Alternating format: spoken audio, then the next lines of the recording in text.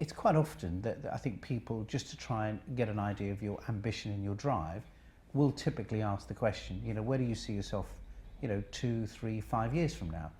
I think one of the things you've got to be quite careful about at that particular moment in time is whatever your answer is, A, I think has to be realistic. 2, your ambition has to reflect something also to do with the company. So for the sake of argument, if you're in a situation where you're talking to a company that's very UK centric and you said, 5 years from now, I'd love to be working internationally, and the company has no international aspirations, probably not a good answer. So I think, again, bearing in mind you're at an interview, the answer has to be relative to the company you're talking to and relative to the position. And therefore, I think describing your aspirations over a 3 to 5 year period have to coincide with the job that you're doing. So the answer's got to be quite specific. I suppose one of the most craziest answers, where do you see yourself 5 years from now?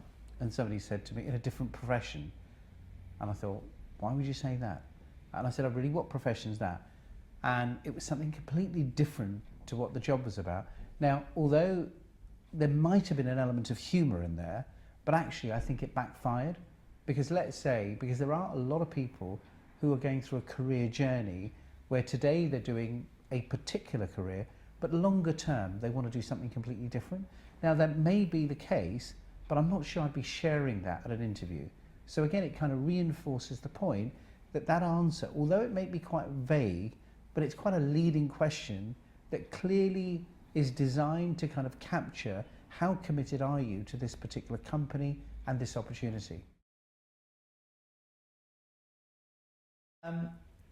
I like humour without a question of doubt, because I think it breaks the interview and it also creates a slightly more friendlier environment.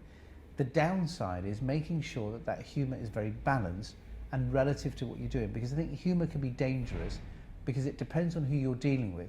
With me, it probably would work because I probably have quite a sick sense of humour anyway, and I quite like, sarcasm and witty and humour, but not everybody at an interview, and I think some people may feel that you're stepping the mark too much. So I think it's one of those judgment calls you have to make to how relative and appropriate you think it is in that given situation.